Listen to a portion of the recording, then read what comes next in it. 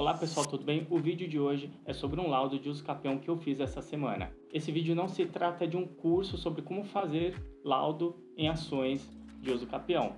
É apenas o jeito que eu fiz este laudo neste caso. Vamos lá! Mas atenção, apesar de se tratar de registros públicos e o processo não ser sigiloso, eu descaracterizei todas as informações para preservar a imagem das pessoas. Mas esse caso é real. E aqui vai a minha dica: organizar as informações. Para isso, eu crio uma pasta na nuvem, eu uso o OneDrive, eu coloco todas as informações, como o processo em PDF, ART, anotações, crio uma subpasta chamada vistorias para colocar todas as fotos e declarações que eu extraí do local. Então, logo depois da vistoria, eu já consigo subir tudo isso nessa pasta e já posso proceder com o laudo a qualquer momento. Também é super importante utilizar um modelo próprio.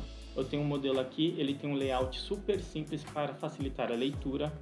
Eu personalizo diversos campos nas propriedades avançadas para facilitar a entrada de dados repetitivos.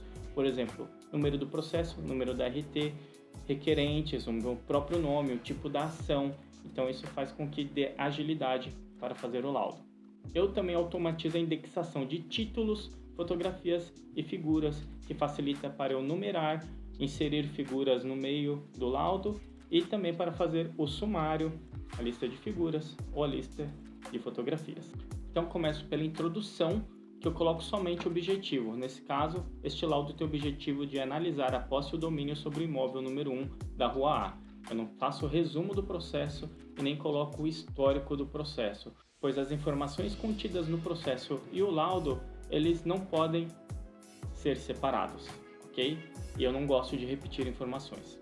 Para começar a falar da vistoria, eu coloco a data e o endereço do imóvel que foi vistoriado, porque nem sempre o imóvel vistoriado coincide com o imóvel que foi solicitado. Para ilustrar a localização, eu utilizo uma imagem do GeoSampa, que eu faço a pesquisa pelo endereço ou pelo SQL, e também identifico quais as ruas que formam a quadra, para melhor localizar o imóvel. Quanto aos confrontantes, eu insiro todas as informações do endereço e de quem ocupa os imóveis vizinhos, assim como eu coloco a rua se o imóvel fizer frente para a via pública ou se ele for de esquina também. Para melhor visualização dos confrontantes, eu insiro também uma localização com uma imagem do Guarujel, identificando todos os imóveis confrontantes. E antes de colocar as fotografias que eu tirei da vistoria, eu elaboro um croquis de articulação das fotografias para melhor visualização dos confrontantes também.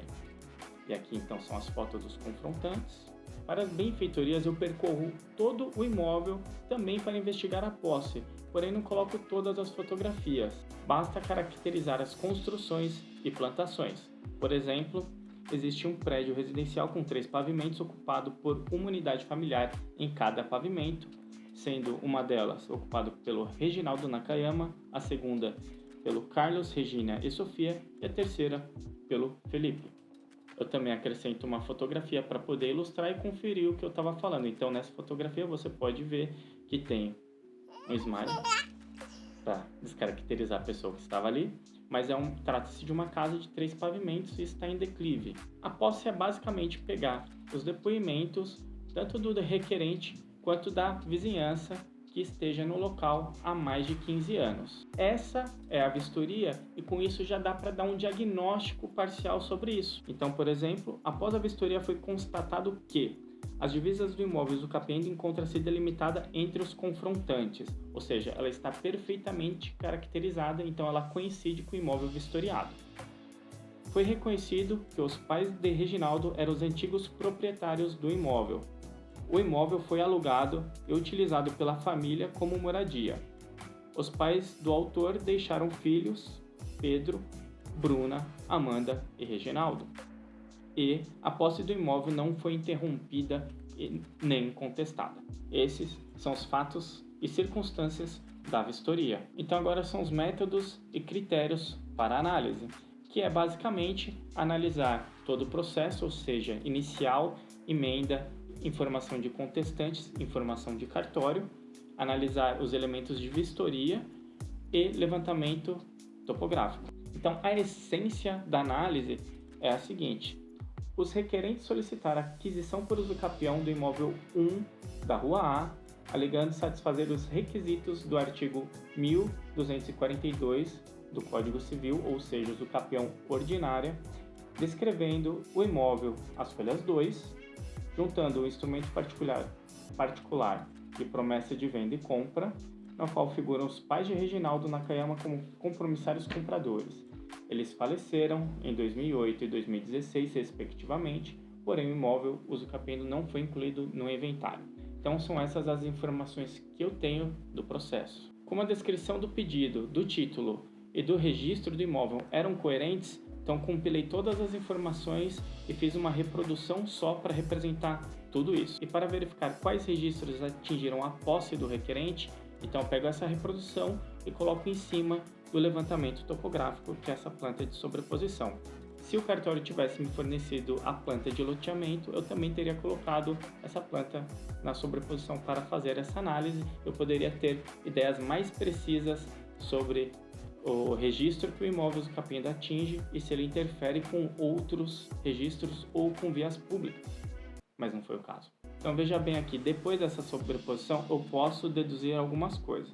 Considerando a sobreposição acima e que as medidas do imóvel constante no levantamento planeoaltimétrico são menores que as tabulares, é possível que o imóvel usucapiendo atinja parte do imóvel descrito na matrícula 12.345 do terceiro RI. Como não foi identificada nenhuma interferência, então basicamente a planta será feita conforme a planta topográfica mais algumas informações.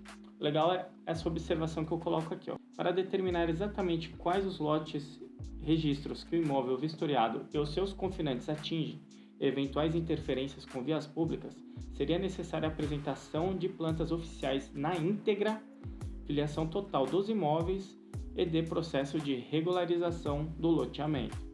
Próximo item. Eventual discordância dessa análise deverá ser apresentada de forma fundamentada e apresentando o item acima. Ao ser apresentado um novo elemento para considerações, o estudo adicional estará sujeito a complemento de honorários e despesas pelas partes interessadas. Quanto às benfeitorias, eu ilustro com as fotos aéreas extraídas do Google dentro do período compreendido pelo pedido. Detalhe, nesse caso, não foram juntados no processo atestado ou declaração de óbito dos pais do requerente e nem o inventário. Porém, durante a vistoria foi constatado que o requerente tinha outros irmãos. Então, eu tomei o cuidado para solicitar o nome, endereço e telefone de cada irmão. E com isso, eu fiz contato com cada irmão, confirmei o histórico da posse e perguntei se eles concordavam com a aquisição por usucapião do imóvel com exclusividade pelo requerente. Nesse caso, eles concordaram. Então, parto para as considerações finais e conclusões em itens separados para o domínio e para a posse. Então, para o domínio. Tudo indica que o imóvel usucapiendo esteja matriculado sob número 2345 do terceiro RI. A posse. Conforme instrumento particular de promessa de venda e compra, o imóvel foi adquirido pelos pais de Reginaldo em 1987. Reginaldo, Pedro, Bruna e Amanda, outros parentes e inquilinos, residiram no imóvel usucapiendo. Reginaldo se mudou para o imóvel usucapiendo em 2002. Os pais de Reginaldo faleceram em 2008 e 2016, porém o imóvel usucapiendo não constou no inventário. A vizinhança reconhece a família de Reginaldo como proprietários do imóvel usucapiendo, porém ninguém sabe como ele foi partilhado entre os herdeiros. Pedro, Bruna e Amanda concordam com a aquisição do imóvel usucapiendo exclusivamente por Reginaldo e não foram constatadas interrupções ou contestações sobre a posse no imóvel usucapiendo. Nesse item eu pontuo todas as informações necessárias para o juiz dar a sua sentença ou decisão, lembrando que o perito não deve julgar o caso. Não é o perito que dá ao usucapião. O perito limita-se a analisar tecnicamente e apresentar as circunstâncias e os fatos do caso. É só. E daí temos as respostas aos quesitos do juízo ou das partes. Mas enfim, como o laudo todo está pronto, é só você fazer recortes do laudo, fazer alguma adaptação e responder objetivamente cada quesito. Lembre-se que esse item é bem importante, porque muitas vezes o juiz ou as partes vão direto nas respostas dos quesitos. E somente se eles tiverem dúvidas ou quiserem mais detalhes, eles voltam e consultam o laudo. Temos também as referências bibliográficas, o memorial descritivo do imóvel, a planta do imóvel, o croquis em A4, que é basicamente a planta do imóvel, a RT e a planta do levantamento topográfico. E não acaba por aí, eu faço uma revisão rápida, depois eu deixo o laudo de molho por no mínimo 24 horas, que é o tempo de eu digerir alguma outra informação, ter alguma outra ideia. Daí no dia seguinte eu faço uma revisão bem legal, faço as alterações necessárias, eu salvo como PDF, abro no Acrobat, combino com os arquivos da RT, faço um novo arquivo e está pronto para peticionar. Eu adoro trabalhar com essa automatização porque além de entregar um laudo com mais qualidade e no melhor tempo, eu também posso direcionar mais atenção para análises, estudos, atendimento ao cliente, negócios ou até mesmo para descansar, caminhar, assistir filmes, séries, passar mais tempo com a família. Enfim, eu decido onde eu posso investir esse tempo poupado. E o que eu mais faço é utilizar esse tempo para equilibrar minha vida pessoal. Então esse foi o jeito que eu fiz este laudo de uso capião. E você, como você costuma fazer os seus laudos de uso capião? Você também tem um modelo automatizado para facilitar a sua vida? Deixe seus comentários aqui embaixo. E é isso, espero que você tenha gostado desse vídeo. Seu apoio é muito importante, então se inscreva no canal, dê um like nesse vídeo e aperte o sininho para receber as notificações dos próximos vídeos. Até o próximo vídeo, valeu! Paz! Eve, in the house. O que foi? Tem um bichinho na lâmpada. Era por isso que os vídeos não deram certo. Ela queria aparecer no vídeo, ela não tinha aparecido em nenhum.